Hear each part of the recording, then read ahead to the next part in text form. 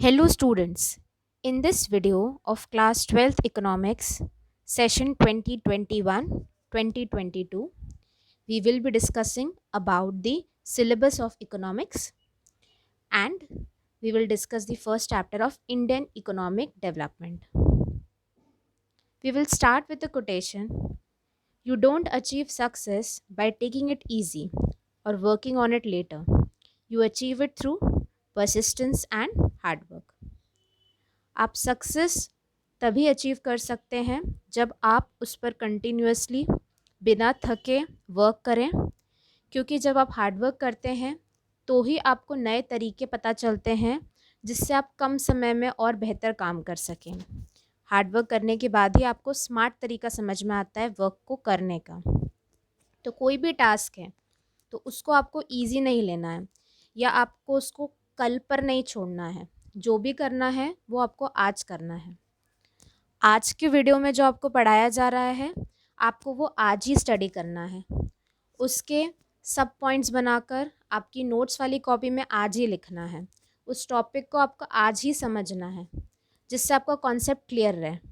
अगर आप उसे कल टाल दोगे तो कल कभी नहीं आने वाला है and you will not achieve the success. Economics में आपके पास दो पार्ट है क्लास 12th में, मैक्रो इकोनॉमिक्स और इंडियन इकोनॉमिक डेवलपमेंट। इकोनॉमिक्स का मीनिंग आप सभी को पता होगा। इकोनॉमिक्स का मतलब हम इकोनॉमिक्स क्यों स्टडी करते हैं, किसी भी कंट्री की मॉनेटरी कंडीशन या फाइनेंशियल कंडीशन कैसी है उसे पता लगाने के लिए। किसी भी कंट्री में अगर ज़्यादा गुड्स मैन्युफैक्चर हो रहे हैं और सेलिंग हो रही है तो उसकी इकोनॉमी क्या होती है, अच्छी होती है। मतलब अगर किसी भी कंट्री की इकोनॉमिक कंडीशन अच्छी हुई, फाइनेंशियल कंडीशन अच्छी हुई तो क्या होगा, वहाँ के लोगों का जो स्टैंडर्ड ऑफ लिविंग है वो भी क्या होगा, बहुत अच्छा होगा। तो किसी भी कंट्री की जो हैप्पीनेस है या जो भी डेवलपमेंट है उसे हम इकोनॉमिक्स से रिलेट करते हैं कि जिस कंट्री की फाइनेंशियल कंडीशन अच्छी होती है, जो कंट्री स्टेबल होती हैं, वहाँ के लोगों का स्टैंडर्ड ऑफ लिविंग अच्छा होता है और ऐसा माना जाता है और ऐसा होता है कि वो ज़्यादा बेटर तरीके से अपनी लाइफ जी पाते हैं। तो किसी भी कंट्री की इकोनॉमिक कंडीशन को हम इकोनॉमिक्स में स्टडी करते हैं। तो हम दो पार्ट्स में पढ़ेंगे क्लास 12th में। फर्स्ट पार्ट है मैक्रो इकोनॉमिक्स।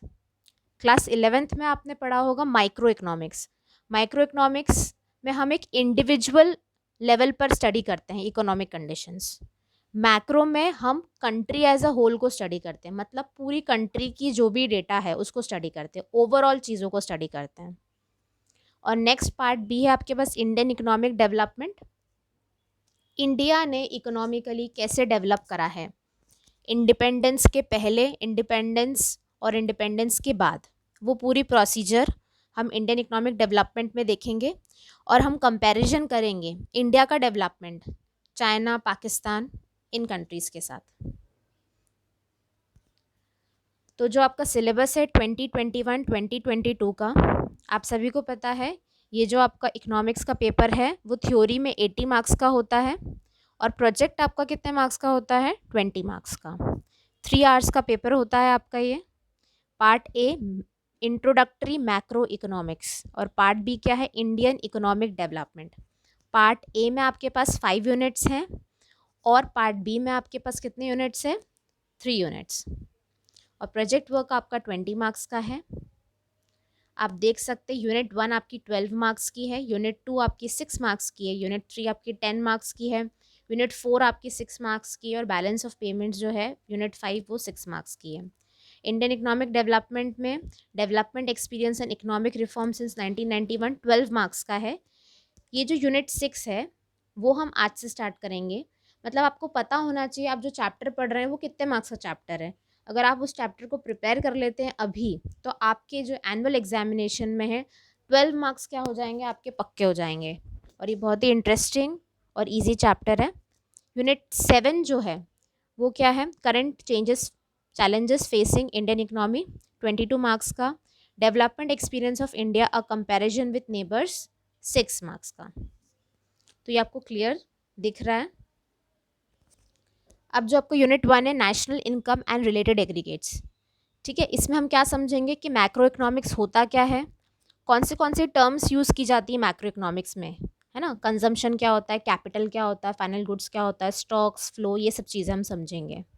और फिर हम क्या कैलकुलेट करना सीखेंगे, नेशनल इनकम, मतलब पूरी इंडिया की इनकम कितनी है, ठीक है, पूरी इंडिया की जो नेशनल इनकम है वो कितनी है, उसको अलग अलग मेथड से कैलकुलेट करना हम सीखेंगे। और हम जो नेशनल इनकम को कैलकुलेट करने के लिए जो एग्रीगेट्स को यूज़ किया जाता है उन सब चीज़ों को हम सीखेंगे, जीएनपी, एनएनपी, जीडीपी, सभी ने सुना होगा, ग्रॉस डोमेस्टिक प्रोडक्ट। हम कंट्रीज़ की जीडीपी को क्या करते हैं, कंपेयर करते हैं। ओके, उससे हमें क्या पता चलता है कि कंट्री का वेलफेयर कितना अच्छा है, कंट्री की कंडीशंस कैसी है, जीडीपी के थ्रू पता चलता है। कंट्रीज़ की जीडीपी को हम अलग अलग कंट्रीज़ की जीडीपी को हम क्या करते हैं, कंपेयर करते हैं। नेक्स्ट है मनी एंड बैंकिंग, ठीक है, मनी का मतलब क्या होता है, सप्लाई ऑफ मनी क्या होता है, ओके, मनी क्रिएट कैसे करता है कमर्शियल बैंकिंग सिस्टम। अब आपको ये पता होना चाहिए, central bank of India, central bank of India कौन है, reserve bank of India, okay, और उसी के अंडर कौन होते हैं, मतलब रिजर्व बैंक ऑफ इंडिया एक रेगुलेटरी अथॉरिटी है और उसके अंडर क्या होते हैं, कमर्शियल बैंक्स जो वर्क करते हैं। तो उसके अंदर bank of issue, government bank, bankers bank, मतलब क्या क्या फीचर्स है या क्या क्या फंक्शंस है सेंट्रल बैंक के, जो भी फंक्शंस है सेंट्रल बैंक के वो हम पढ़ेंगे। सीआरआर क्या होता है, एसएलआर, रेपो रेट क्या होती है, रिवर्स रेपो रेट क्या होती है, open market operations, margin requirements, ये सब हम समझेंगे कि इन टर्म्स का मतलब क्या होता है। जब आप इन टर्म्स को समझेंगे तो आपको रियल लाइफ में भी जब आप बैंकिंग से डील करते हैं या चीज़ों से डील करते हैं तो आपको बहुत सारी चीज़ें क्लियर होती हैं। यूनिट 3 है determination of income and employment, okay, तो हम समझेंगे इस चैप्टर के अंदर एग्रीगेट डिमांड क्या होती है, उसके अंदर कौन से कंपोनेंट्स आते हैं, हम हमारी कंज्यूम करने की प्रोपेंसिटी, हमारी सेव करने की प्रोपेंसिटी, हम कितना कंज्यूम करते हैं, कितना सेव करना चाहते हैं, हम फुल एम्प्लॉयमेंट, इनवॉलेंट्री अनएम्प्लॉयमेंट के बारे में पढ़ेंगे, demand, excess demand, deficient demand के बारे में पढ़ेंगे, okay. Unit 4 government budget and economy, जैसे आपको पता होगा कि घर में भी आपके फादर या मदर आपके महीने का बजट बनाते होंगे, आपके साल का बजट बनाते होंगे, वैसे ही गवर्नमेंट जो होती है वो पूरी कंट्री का बजट बनाती है साल में एक बार, तो वो क्या होता है, गवर्नमेंट बजट।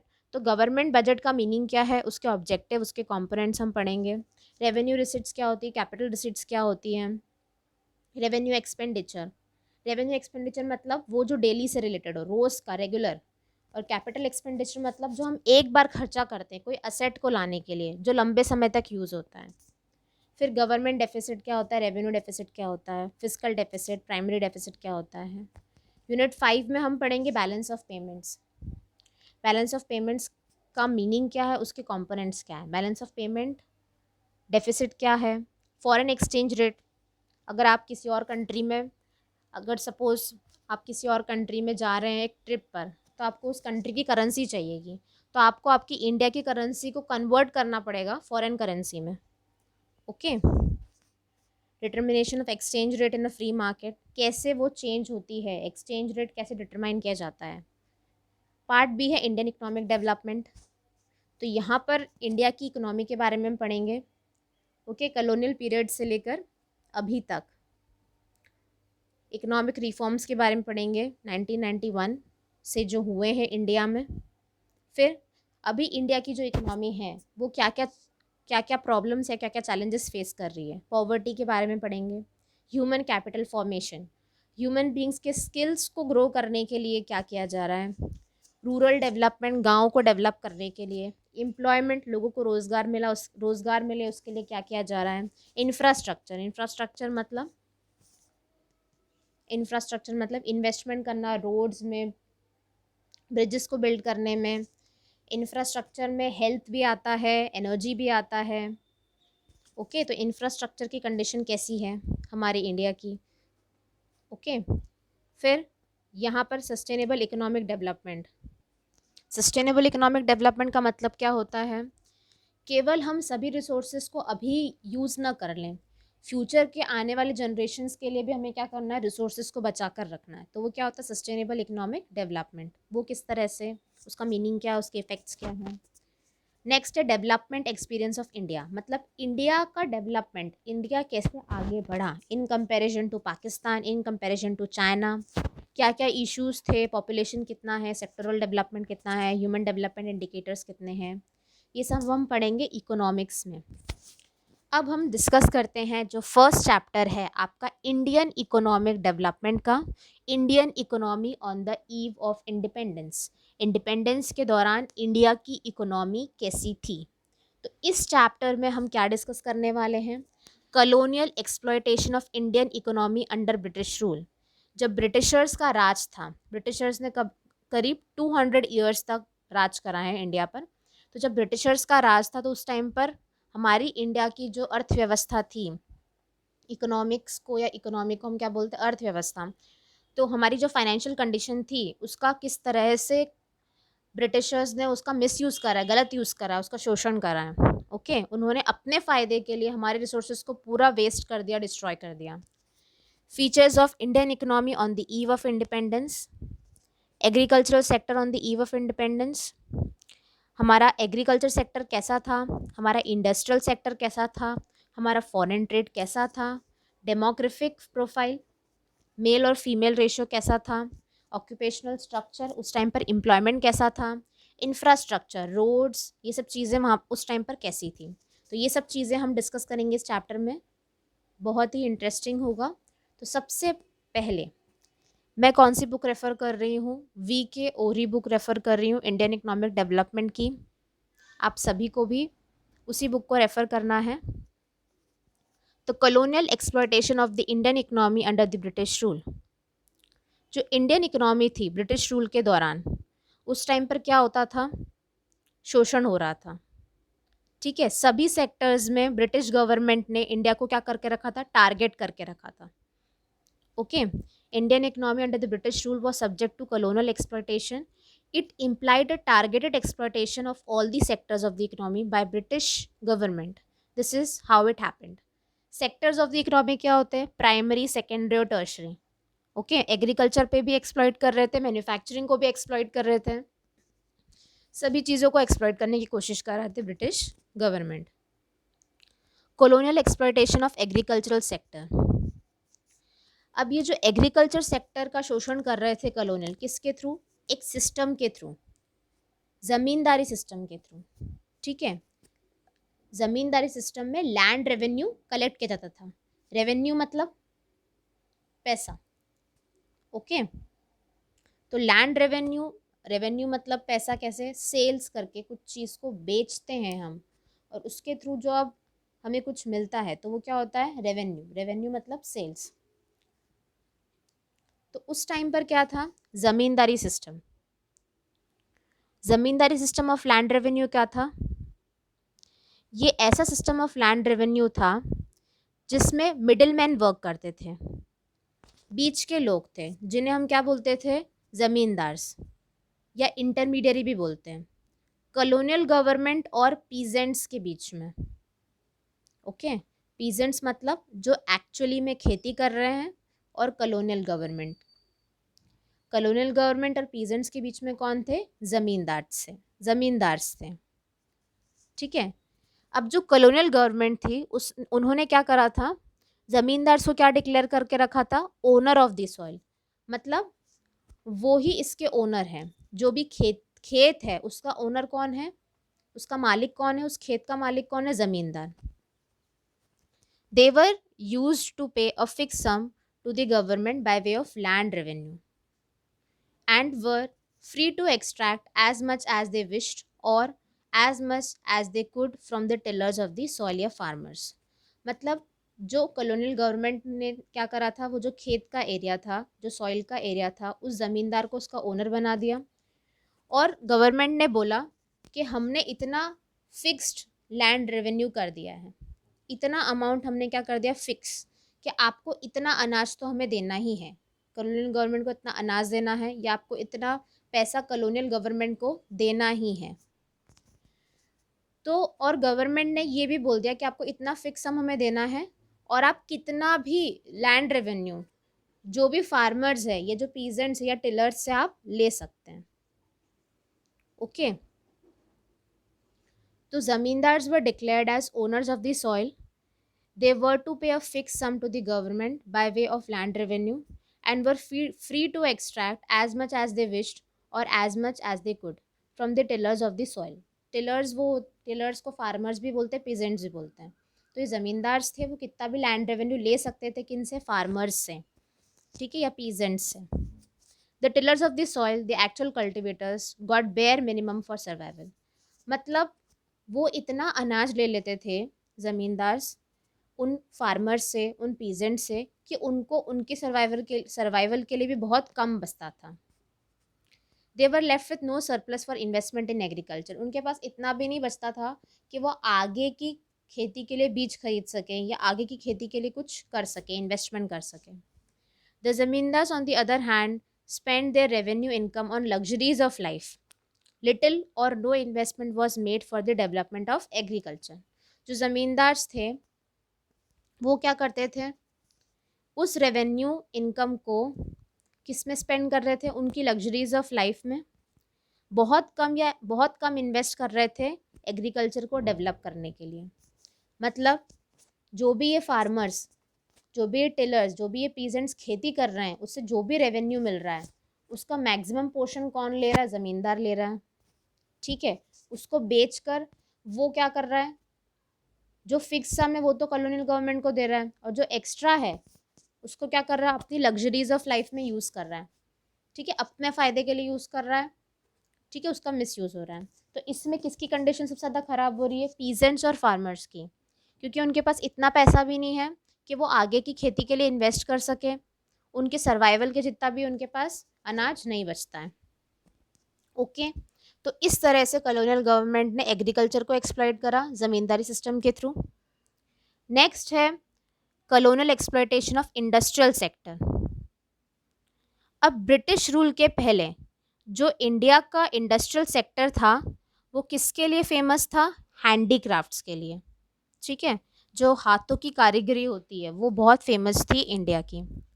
इंडियन हैंडीक्राफ्ट, जो इंडिया का हैंडीक्राफ्ट था वो बहुत ही क्रिएटिव था, बहुत ब्यूटीफुल था, और वर्ल्ड वाइड उसकी रेपुटेशन थी. उसकी क्वालिटी बहुत अच्छी थी, बहुत वैरायटी में मिलता था, ठीक है. लेकिन जो ब्रिटिश गवर्नमेंट है उसने उसे दो तरीके से डिस्ट्रॉय कर दिया.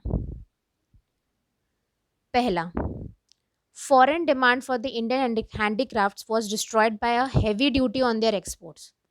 अब जो भी हैंडीक्राफ्ट्स इंडिया में बन रहा था और दूसरी कंट्री में एक्सपोर्ट किया जा रहा था. एक्सपोर्ट का मतलब क्या होता है? जब हम कोई सामान एक कंट्री से दूसरी कंट्री में बेचते हैं. अगर मैं इंडिया का कोई भी चीज़ बेचूंगी सपोज चाइना में, तो वो क्या होगा? एक्सपोर्ट. तो ब्रिटिश गवर्नमेंट ने क्या करा? जो भी इंडिया से हैंडीक्राफ्ट एक्सपोर्ट हो रहा था उस पर बहुत ज़्यादा टैक्स लगा दिया, हेवी ड्यूटी, है ना. उसके कारण जो हैंडीक्राफ्ट था इंडिया का वो बहुत कॉस्टली हो गया, बहुत महंगा हो गया, और लोगों ने फॉरेन कंट्रीज़ में उसे परचेस करना क्या कर दिया? बंद कर दिया. कोई भी चीज़ ज़्यादा महंगी हो जाएगी तो उसके परचेज लोग उसे कम खरीदेंगे. Okay, domestic demand for the Indian handicrafts was destroyed by way of duty-free imports of British goods in the Indian markets. अब पहले तो उन्होंने क्या करा? फॉरेन की डिमांड खत्म कर दी इंडिया के हैंडीक्राफ्ट के लिए. अब इंडिया के अंदर भी इंडिया के हैंडीक्राफ्ट्स की डिमांड खत्म कर दी. कैसे खत्म कर दी? वो लोग क्या करने लग गए? इंपोर्ट करने लग गए ब्रिटिश के मशीन मेड्स, और मशीन मेड्स जो भी गुड्स थे, ठीक है. गुड्स मतलब क्लोथ्स हैं या जो भी चीज़ें हैं. तो जब मशीन मेड चीज़ें इंडिया में इंपोर्ट होने लग गई और उस पर उन्होंने क्या कर दिया? टैक्स कम कर दिया, ड्यूटी कम कर दी, ठीक है. एक्सपोर्ट पर ड्यूटी ज़्यादा कर दी जिससे वो महंगा हो जाए और बिके ना, और जो इंपोर्ट है उसकी ड्यूटी कम कर दी जिससे जो ब्रिटिशर्स का जो भी चीज़ें थी हमारे इंडिया में वो सस्ती थी एज़ कम्पेयर टू जो हमारा इंडिया की हैंडीक्राफ्ट की चीज़ें थी. तो लोग तो हमेशा सस्ता ही परचेज करना चाहते हैं, इसलिए इंडिया की जो डोमेस्टिक हैंडीक्राफ्ट थी उसकी डिमांड क्या हो गई? कम हो गई. Domestic demand for the Indian handicrafts was destroyed by way of duty free, मतलब टैक्स फ्री, इंपोर्ट फ्री था, ठीक है. उस पर कोई गवर्नमेंट पैसा नहीं ले रही थी. टैक्स का मतलब क्या होता है? गवर्नमेंट खुद अपने पास पैसा लेती है, ठीक है. Duty free import of the British goods in the Indian markets. Third point क्या है? Colonial exploitation of international trade. अब जो इंटरनेशनल ट्रेड था उसे कैसे एक्सप्लॉइट करा? इंटरनेशनल ट्रेड मतलब एक कंट्री से दूसरी कंट्री में जो ट्रेड हो रहा है, एक कंट्री से दूसरी कंट्री में जो खरीदना बेचना हो रहा है। India's international trade was exploited through discriminatory tariff और टैक्स ऑन इम्पोर्ट्स पॉलिसी। ठीक है, टैरिफ मतलब हम अगर किसी कंट्री से कुछ इम्पोर्ट कर रहे हैं उस टैक्स को, टैरिफ। ठीक है, डिस्क्रिमिनेटरी मतलब भेदभाव वाला, मतलब जो टैक्स पॉलिसी थी गवर्नमेंट की, जो टैरिफ पॉलिसी थी वो क्या थी? भेदभाव की। ठीक है, उसमें कोई समानता नहीं थी, गलत ही था बिल्कुल, शोषण करने के लिए बनाई गई थी ये पॉलिसी। तो ये क्या थी? Duty free export of Indian raw materials to fulfil the industrial needs in Britain. आप सभी को पता है कि इंडिया एक प्रॉस्पेरस कंट्री थी ब्रिटिशर्स के पहले, मतलब इंडिया के पास इतने रिसोर्सेज थे कि जो इतने रिसोर्सेज थे जो किसी भी कंट्री के पास इतने रिसोर्सेज नहीं थे। तो ब्रिटिशर्स इंडिया में आए तो ब्रिटिशर्स ने क्या करना स्टार्ट करा? जो रॉ मटेरियल्स का एक्सपोर्ट था हमारे इंडिया से वो क्या हो रहा था? फ्री हो रहा था। ठीक है, उस पर कोई ड्यूटी ही नहीं लग रही थी। ठीक है, और जो भी रॉ मटेरियल्स थे वो भारी मात्रा में कहाँ जा रहे थे? ब्रिटेन में जा रहे थे। कहाँ जा रहे थे? ब्रिटेन में, मतलब हमारे रॉ मटेरियल्स का एक्सपोर्ट ब्रिटेन में हो रहा है। ठीक है, तो आप सोच रहे हो कि एक्सपोर्ट होना तो अच्छी बात है। नहीं, एक्सपोर्ट होना अच्छी बात नहीं है, रॉ मटेरियल्स का एक्सपोर्ट होना अच्छी बात नहीं है, फिनिश्ड गुड्स का एक्सपोर्ट होना अच्छी बात है। अगर रॉ मटेरियल्स का ज़्यादा एक्सपोर्ट हो रहा है तो इसका मतलब क्या हो रहा है? हमारे रिसोर्सेज दूसरी कंट्री में जा रहे हैं, और अगर हमारे रिसोर्सेज दूसरी कंट्री में जा रहे हैं तो उससे क्या हो रहा है? हमारे रिसोर्सेज की कमी हो रही है हमारी कंट्री में। हमें हमारी कंट्री के रिसोर्सेज हमारी कंट्री के डेवलपमेंट में ही यूज़ करने हैं, दूसरी कंट्री को नहीं देना है। तो ये कैसे एक्सप्लॉइट करा उन्होंने? Duty free export of Indian raw material to fulfil the industrial needs in Britain. Britain ने अपनी इंडस्ट्रियल नीड्स के लिए इंडिया से रॉ मटेरियल ड्यूटी फ्री मंगा लिया, और duty free import of British goods to expand demand for the British goods in the Indian markets. और जो भी फिनिश गुड्स ब्रिटिश में जो फैक्ट्रीज में बन रहे थे उसका ड्यूटी फ्री इम्पोर्ट, मतलब इम्पोर्ट को क्या कर दिया उन्होंने? उस पर कोई टैक्स नहीं लगाया। तो जो फिनिश गुड्स थे ब्रिटेन के वो क्या थे? सस्ते थे। उससे क्या हो गई? इंडियन मार्केट में सस्ता है इसलिए ब्रिटिश के क्लोथ्स पहनने स्टार्ट कर दिया, ब्रिटिश की चीज़ें यूज़ करना स्टार्ट कर दी, क्योंकि वो क्या था? टैक्स फ्री था। Okay, I hope that through this video you understood the zamindari system, how colonial exploited industrial sector, how they exploited the handicraft sector. Okay, thank you.